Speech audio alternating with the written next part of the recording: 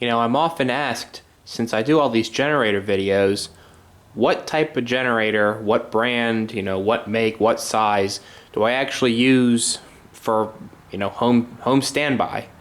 If I lose power at my house, what do I use to keep the lights on? Well, this is it right here. This is a 6 kilowatt diesel generator set. This was a light tower, construction site light tower unit. It had a mast on it with 4 metal halide lamps on it. So this is what I use. Now I only got this unit a couple years ago, but I used it for about 18 hours straight last winter when a big snowstorm took out the power here. And being I got well water, not only do I lose electricity, I lose any kind of water as well. So definitely need to have a generator out here. Now I do have natural gas to the house, but I like having diesel as well, and I like this unit particularly because it's portable. It's it's the pinnacle of portability, being it's on its own trailer, and you can just tow it around wherever you need it. So take a little close look at it here. It's got a 3-cylinder Kubota engine. It's a D905E with a 6 kilowatt New H Stanford generator end. This is a pretty good unit here, pretty good generator end. It's transformer regulated, so it handles voltage changes, or should I say load changes pretty well, maintains good output. It's 120, 240 single phase, just like what comes in your house. So I hook it up to my panel through a manual transfer switch and have no issues. So being that winter's going to start setting in soon, I figured it's time to haul this back out and go over it and maybe do a few updates or upgrades to it that since it served me so well last year. Let's take a look at the other side. Get a little bit extra light here. So you can see the 4 toggle switches. These here were originally for the 4 metal halides, which all that's gone now. This was not a complete unit when I bought it. It was pretty much the trailer, the generator here, and the mast. The lamps were missing. The the ballasts and all that stuff was still here mounted in the trailer, but I really just wanted it for the generator. I have no use for a light tower. The only problem I had with this last year was some starting difficulties. Now, when that snowstorm took out my power, we had a stretch of about a week where we didn't get out of the teens temperature-wise, and that's a little uncommon for my area, my part of New Jersey. We usually don't get that cold for that long, and definitely had some difficulty starting this generator up when it was 14 degrees outside. So, which that's pretty darn cold. And this thing doesn't, I had no block heater on it. It was a dead cold engine. It does have glow plugs, which I don't know if all of those are working. 3 glow plugs, 1 for cylinder. So I actually had to use some heat to start this up, a little bit of heat in the intake to get it to fire off on that, that 14 degree night when we lost power. Hour meter shows 3,067 hours, which is not a lot for this engine. I changed the oil twice when I got it after some running. Crankcase is really clean on the inside. This thing had been sitting for a while. I had some water in the fuel tank. When I bought it, 2 of the 3 injection pump plungers were stuck. And the rack was stuck. So pretty much had to just pop that off there, clean those, free everything up, clean the injectors, clean the fuel tank out. It's got a 25-gallon aluminum fuel tank up front there, so it's got a good fuel capacity. So I want to do a few things and spruce this up a little bit, but let's give it a start first and see how it runs, just as it sits. I started this up last week when I hauled it out from the backyard up to the garage here. So let me set you on the tripod and we'll give it a go. Alright, let me mention that it's not all that cold out today. It's like 50 degrees. It's kind of strange for this time of year. We had super cold temperatures last year, and now it's kind of mild. So we'll give the glow plugs a good 30 seconds here.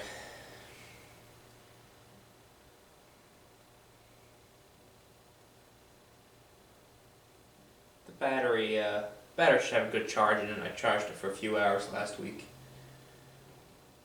One downside about this, the glow plugs, to activate them, you got to turn the key switch to the accessory position.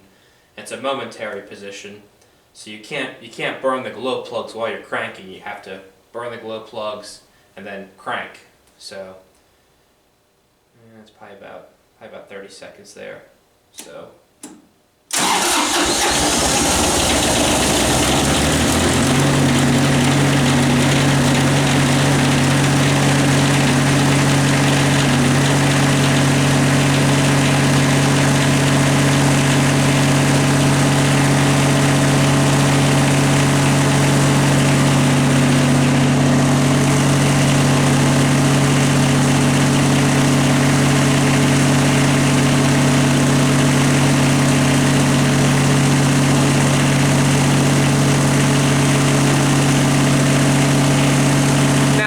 Sound kind of loud to you, being that we're inside, but, well, in reality, when this thing's outside with the doors closed, it's very quiet. Very quiet compared to, you know, some little portable gasoline job. Of course, it's an 1800 RPM generator. Just kind of purrs right along. It started up without too much issue. Smoke cleared up.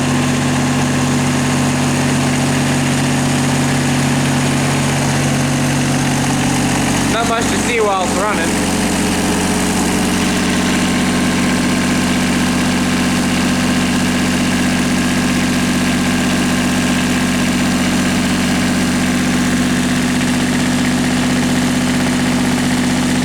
Something's wrong with this amp meter I gotta take care of too.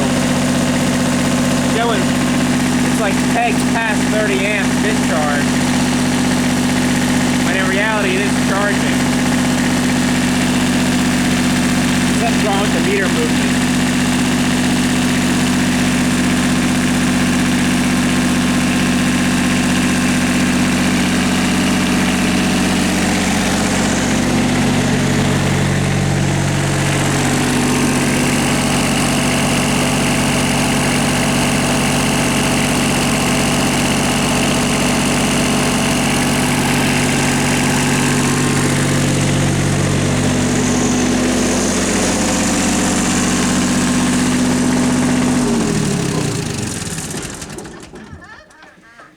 Yeah, see that meter? Something's wrong there.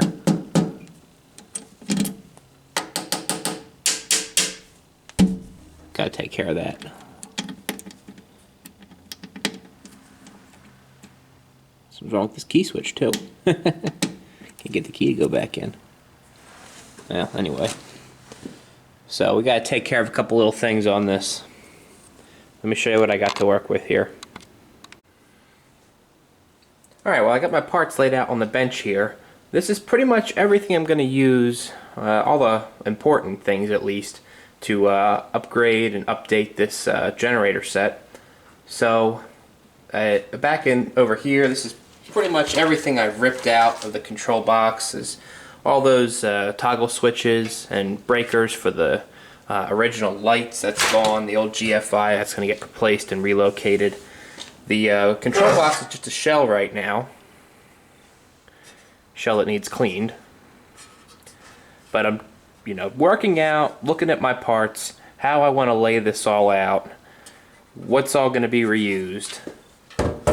Pretty much hour meter. I'm on the fence about reusing that. This is a 120 volt hour meter, so it only operates when the generator end is making power, which should be any time the engine runs, but we'll see. Plus, I would trust that those are the actual hours on the unit, so we'll keep that. The charge amp meter, battery charge amp meter, Again, on the fence about this.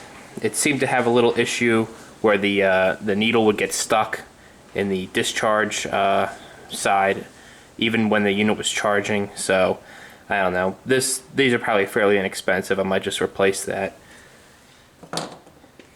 So, oh, and the key switch. I think I'm going to reuse that key switch. The key switch seems like a good quality part, so we'll clean that up and reuse that. Now let me move you over here. Now the other equipment down here, first off, the glow plugs. I already pulled them out off camera. Got one that's completely open circuit. So 3 original glow plugs, they're gone.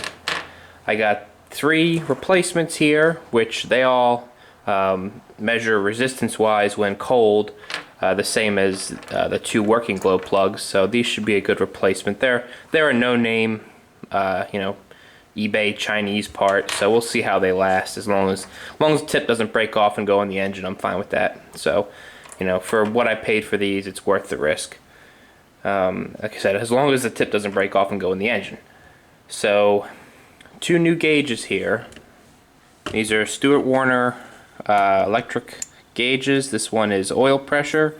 I think this is their heavy-duty line of gauges. So they do have a light, so they are backlit. I don't know if I'm going to use that feature yet or not. Oil pressure sender, and temp gauge. That comes with a couple little adapters, which is nice. So these are these dome lights here. I plan to mount up above the engine and generator in the enclosure, and they got a little push button switch there, so that while the unit's running, if you want to go out and check on it in the middle of the night, you can have a little bit of light in there, a little auxiliary light. And last, I wasn't planning on doing this, but I forgot that I had these little things, and these are actually little, this is a frequency meter here. It'd be kind of hard to see, a little digital frequency meter. And these are combination volt amp meters. They're, I think, 0 to 90 amps and 0 to 500 volts AC. So I don't know if I'd trust it at 500 volts, but I got these online some time ago for a project that never really came through, and I've had them sitting around. They come with their own little CT, and there's a little quick disconnect here. This wire might get replaced. It's a little bit chintzy. Like I said, these are a generic kind of Chinesey thing, so they don't have any UL certification. So, but looking at them, they seem of decent quality. Like I said, the only thing I might replace is this lead for the CT here. I might have to extend that anyway, depending on where they get located. Now, the big question is, I've got to fit 2 of these, 2 of the voltmeters / ammeters, 1 for each line, and the frequency counter, the frequency meter, along with the 2 new gauges in this little control cabinet here. Let's see, what else? One modification I'm going to make to the circuit, the control circuit, is instead of rocking the key switch back to the accessory position to burn the glow plugs, I'm just going to have a push button for the glow plugs. I think I mentioned this earlier. That way I can burn the glow plugs, crank the engine, and keep them hot while the engine is cranking, and then release them as soon as it kicks over. So that's a function I like to have. It just, in my mind, it's going to make for a much easier starting. And an indicator light. It's going to tell me whenever the glow plug busts, which is this little piece here I didn't mention, little aluminum strip that they connect all the 3 glow plugs with. So that light will monitor that little glow plug circuit and tell me, if my little button here welds the contacts, or just allow me to know that the glow plugs are not energized while the unit is running. So this button is rated at 30 amps, and it should be sufficient to carry the glow plug current. So let me start cleaning this control box up, and we'll come back. Alright, well, after a couple hours, here's what I'm left with. The control box, I patched the holes up. This is where the GFI was, and there was a little breaker here. And the front, there was the 8 holes where the switches and the breakers were for the lights. That's all gone now. Pretty happy with the way it came out. I'm definitely not a sheet metal guy or a welder guy or anything like that. I mean, I can get by, but it's pretty difficult. I ended up, plugging all the holes and smoothing it down as best I could, and made a patch to go in here. This side did warp a bit, and I've tried to straighten it out, but it's a little wavy right here. So, but it feels nice and flat here, and flat on the inside and on the outside. So that look came out pretty well. So I've already laid out. You can kind of see a few of my layout lines there, a few of my lines that I scribed for the gauges and meters. So let me set this down here where you can see it. Now I got these little paper cutouts that are the size of the gauges. I'm going to try to set them where my center punch marks are. Missing one. So these little ones are the generator metering. That one right there. So let me take you off the tripod here. So this is what it's going to look like. Going to have the key switch. Key switch is going to be up here. We should have plenty of clearance there. The glow plug button is going to be in this hole. I'm going to upsize that a little bit. And the generator metering, I tried to space that out fairly evenly. And the oil pressure and water temperature gauges. I'd space these even between the key switch and the bottom of the panel rather than trying to get them in the center line. You can see I started out with a scribe line right between these two meters, and these would have been up a little higher like that. But I don't think it looks quite right having those elevated to match between these two meters. I think they look better a little bit lower and centered between the key switch hole and the bottom of the panel. So that's how it's going to stay.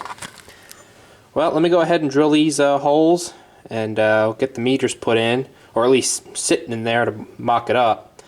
And I'll probably drill a couple holes on the side for a couple terminal strips, clean this thing up, and paint it. So stand by. Alright, well, it's time to wrap this video up. It was a pretty productive day. So here's a look at the control box, how it's going to appear when complete, when installed. Of course, it's got to get painted yet, and I'm going to do that before I lose daylight. But we got our water temperature, oil pressure, frequency, volts and current on line 1, and this will be volts and current on line 2. Start switch, glow plug button, hour meter, charging amp meter, and I got two indicators here. One will be, like I said before, will indicate when the glow plug switch is depressed and when the glow plug bus is receiving power. This, I'm going to see if this works, but I'm going to try to connect it so that if the unit shuts down on high temp or low oil pressure, this lamp will light. It'll also, it should also light when the unit is in the run position but not running. So crank it. This light will go out when it makes oil pressure. It should run. And then if the low oil pressure switch or the engine coolant temperature switch goes open circuit, this light should light and not allow enough current to pass through the circuit to operate the run solenoid. I might have to play around with the bulb sizing on that to get it to work correctly.